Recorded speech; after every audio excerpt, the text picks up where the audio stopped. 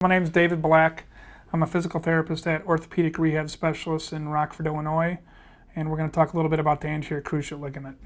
Anterior cruciate ligament, also called the ACL, is one of the two main stabilizing ligaments in the knee. It's located centrally in the knee. If we look at one of these models here, this is a knee model. The kneecap or the patella is not on this model so that we can demonstrate things. The anterior cruciate ligament is the ligament that is right there. It's one of the two center ligaments. Its main function is to limit anterior tibial translation, or when the tibia, which is a lower bone, slides forward on the femur. It also limits rotational forces where the femur or the tibia turn on each other. A lot of the topics right now with the ACL include the injury with males versus females, and the literature is a little bit different depending upon what article you read, but the incident rate for female ACL injuries is anywhere from 2 to 9 times higher than the male injury. We're not exactly sure why that is. There's multiple factors that are contributing to that. One is an anatomical reason.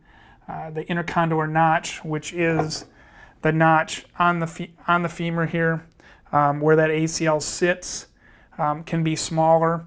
There's a hormonal reason. They think that menstruation might have a little bit of an issue. Some people think that hip and core strength is different in females versus males. So we're not exactly sure why it occurs more in females than in males, but the incident rate is definitely higher. There are some other factors such as environmental causes, surfaces that players train on. There's one study that even showed that the number of cleats in a shoe can make a difference. And what we're trying to figure out as researchers is, do all of these different factors add up to make an athlete more at risk for an ACL, or do they act completely separately? And the literature is just not real clear on the subject. If you sustain an ACL injury, I get a lot of calls on what to do immediately, and there's an acronym, PRISM, which means protect, rest, ice, compress, and elevate.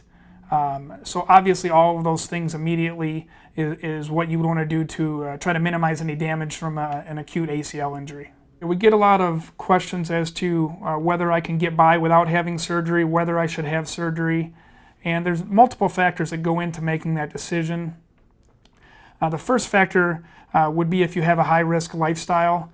If you're playing a cutting sport, if you have a job that requires a lot of planting, cutting, etc., you probably would lean more towards a surgery to avoid any further injury. The second indication for surgery would be whether you're having repeated episodes of giving way. If that knee is giving way and, quote, buckling, end quote, that's another reason to have the surgery, again, to protect all of the secondary stabilizers in that knee. The third and final reason to have an ACL surgery would be if there's a concomitant meniscal tear or another one of the ligaments in the knee are tore along with the ACL. Again, because you won't have those secondary stabilizers, you probably need to have the ACL surgery. When you can get by without having an ACL surgery are pretty much the opposite of what was just listed for the indications for a surgery. If you're not having repeated episodes of giving way, if you are willing to modify your lifestyle or your sport to avoid any aggressive cutting maneuvers. One other aspect that we would avoid ACL surgery with is if you do have advanced arthritis. That usually is a contraindication to having an ACL surgery because of the post-op complications that occur with that. When you sustain an ACL injury, it's a wise decision to talk to a healthcare professional such as an orthopedic surgeon to assess the damage of the anterior cruciate ligament and any other structures in the knee, along with an MRI to, again, assess the status of the knee before making a decision whether surgery is indicated or not. If your physician decides that you need surgery, he or she may or may not refer you to physical therapy for some pre-op physical therapy. One thing that's essential if you are going into surgery is that you do have full range of motion, especially end range extension, or meaning getting your knee straight. That's a key to a successful outcome, and those are some of the things, along with minimal strengthening exercises, that can help before you have the surgery with your post-op rehab.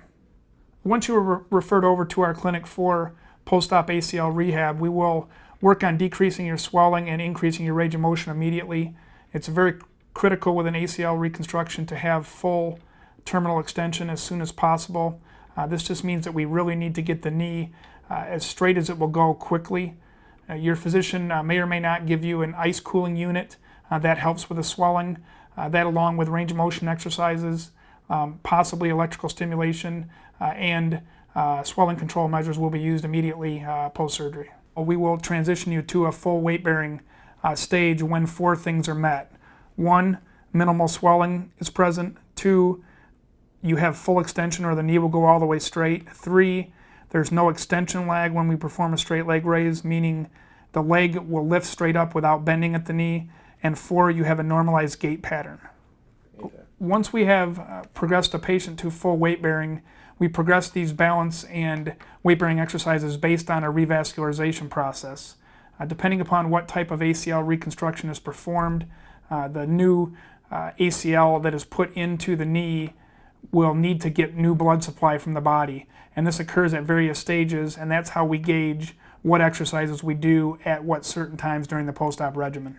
This revascularization process occurs in the knee usually about 6 to 10 weeks post-op. The literature is a little bit different on the exact time frame.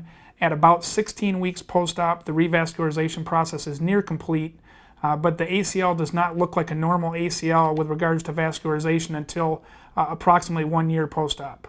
Again, all of our post-op decision-making is based on this, along with strain gauge studies. I often get the question asked whether prevention programs can reduce an athlete's risk with regards to an ACL tear. The answer to that is possibly. Some literature supports ACL prevention measures. I do believe they are helpful with the patient, and with athletes that want to go through this program, we base this on 4 basic categories. The first one is core strength, especially hip strength. Hip strength, especially in females, is especially important. Second thing is proprioception. Proprioception is the athlete's awareness of where his joint is at in space. The third category is balance or perturbation training, where we purposely get the athlete's knee off balance to train them to accept an off balance situation during their sport. And the fourth category is jump landing strategies, where we actually teach the athlete how to land from a jump, especially in a jumping sport. I often get a question as to whether bracing will help protect an anterior cruciate ligament. The literature isn't real clear on it. The American Academy of Orthopedic Surgeons have a statement in 2003 that states that they do not feel that an ACL brace, or a derotation brace as it's called, will sufficiently prevent an ACL injury. They feel it will help protect the meniscus, other stabilizing ligaments, and possibly the articular cartilage. It has shown that an ACL brace in an ACL deficient knee, meaning a knee that has an ACL tore in it, and that it does affect some episodes of functional giving way. If you have any questions regarding the information that we just provided, you can find the information on our website, orspt.com, and contact us through the website.